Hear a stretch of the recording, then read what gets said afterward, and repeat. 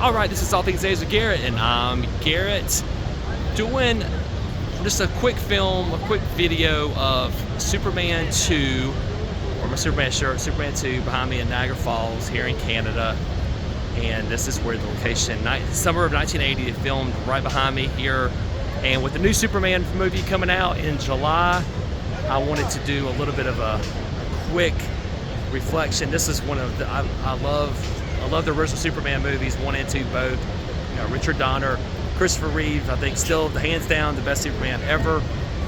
But I just want to turn around and we'll show you. So all of this has been redone, it's been changed. So where Clark goes to get the super duper hot dogs were over here, Superman, but over here is where the super duper hot dog thing was, over on this side, and then you see the Needle Tower over there to the right. It doesn't look exactly the same, but what does look the same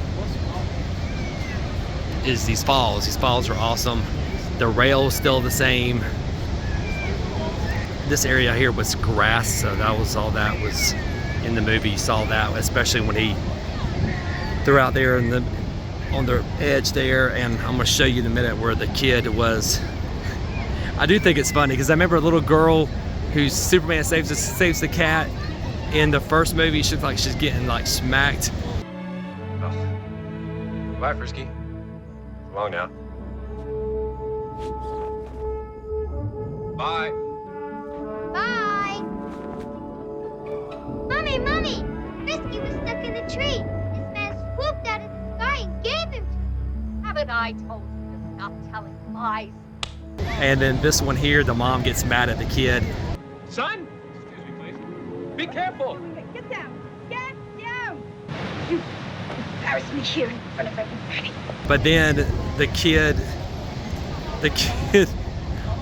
kid's like playing on the rail, and the mom's not even paying attention. She's over there messing with some guy. I just think that's such a funny scene. It's just so hilarious. We can't get over there. Hey, Mom, look! Uh-huh. Yeah, honey, that's nice. And then we see, I think that Clark, and I think she was over right here. This is the close to the angle, maybe on the other side. Yeah, this is it right here. This is where we see Clark and Lois, and now right here. Some of the viewpoints over, we see some really bad CGI, the little boy falling into and Superman flying down. Okay, this is the viewpoint of the kid who's hanging onto the rail, and you see him like this. Well, and he falls, and he shoots the most awful graphics. Oh my God! Help! Help! But this is what's below right here. So I'm sure there's a whole ground area before you get to the falls. It shows you the depth. So they had somebody here. So when he falls off the rail, it shows he really did fall off the rail. But you know, movie magic. And then we see Superman come flying down.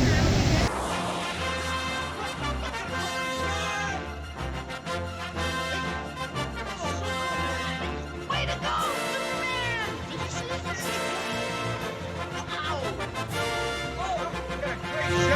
What a nice man! Of course he's Jim.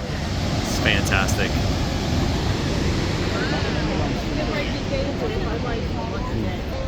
Sort of at a grassy area, Superman comes down right there. It's this. And then Superman. And he flies off, and then we see a Superman above the flag flying off. I had to get it. So I'm gonna go to Cleveland, and we're gonna look at some of the locations for the new movie, and hope you've enjoyed this little take here at Niagara Falls.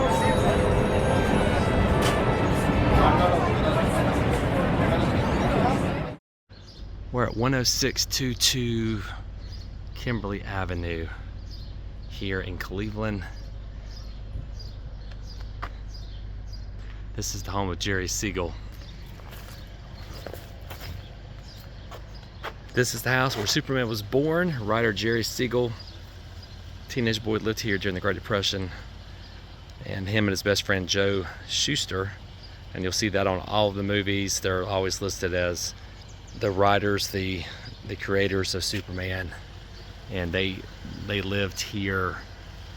There's a book I read, Brad Meltzer. I think Brad Meltzer's trying to do some things to preserve, but he wrote a book that I have about there being a missing copy, I think, or something in this house or something like that. I remember I read it years ago, but he's a novelist, and also had done stuff with DC. But this is just cool. They've obviously embraced it, all the Superman stuff here, up there on the door. And then they use parts of Cleveland, that different parts that they, like the old Bell building, I'll show you that in a second. Other things downtown that they used as what they envision, like the Daily Planet, all that kind of stuff. So this is the childhood home of Joe Shuster, the artist, best friend of Jerry. It's about a half a mile away from where we just left, between their houses. And I'd read that they had the comic, the first comic right here, reprinted on the fence going around. So June 1938, Action Comics #1, we first introduced to Superman. To put this into perspective, my dad was born in June 1937. So 1 year before this display, my dad just turned 88 years old this past June. We're in the very beginning of July. 87 years this past month that this was. But just take a look at this. Let's go down here and just kind of. I'm just trying to. Here we go. This is nice. On the site, once at the home where Superman was turned from words into pictures. And I didn't know that Joe Shuster was Canadian.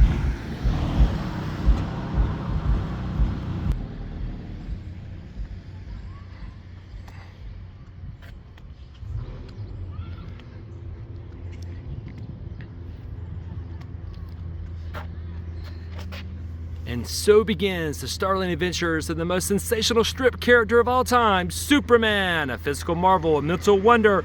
Superman is destined to reshape the destiny of a world. Only in Action Comics can you thrill at the daring deeds of this superb creation. Don't miss an issue.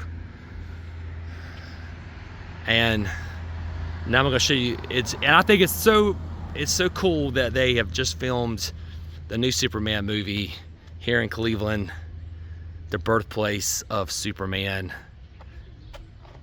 and we get to see these characters lived out. I mean, one of my favorite TV shows of all time is Smallville. Talk about my dad. I was like, my parents took me to see Superman with Christopher Reeve, who I think is the best Superman. Obviously, I said that already over at Niagara Falls.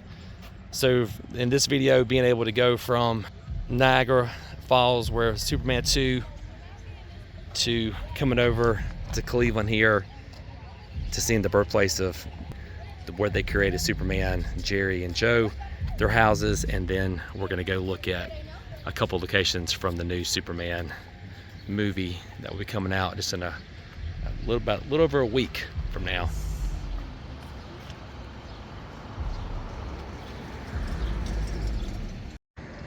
All right, this is the AT&T building, formerly the Ohio Bell building. This is what the creators of Superman, this is what they modeled their first Daily Planet afterwards. It's right there. Completed in the late 20s, and they created the character in the early 30s. It's just kind of cool that is your original. And Cleveland was the original storyline for the series, and they said Cleveland's too small, we need something bigger. So they did Metropolis, and they came up with that.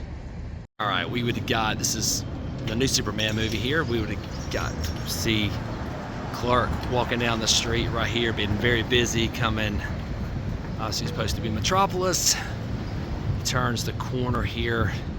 We're at the Leader building. This is gonna be the Daily Planet. And I think there's maybe hanging from there was the Globe. I'm going purely off memory here. But then I think it goes up, and then, you know, it's probably CGI'd a whole lot further up top on that. Well, let me bring this back down. The Leader building right there. I think we would have got right. Yeah, back from this way. A little bit wider one more time. It goes in. And we're gonna go check out one more location here in downtown Cleveland. One more scene that we see in the trailer, the previews, is Superman and looks like Lois are kind of like hovering, flying in this it's called the Arcade here in downtown Cleveland. You know, obviously the flag wasn't shown there, but 4th of July around the corner tomorrow, actually. It's really cool to see.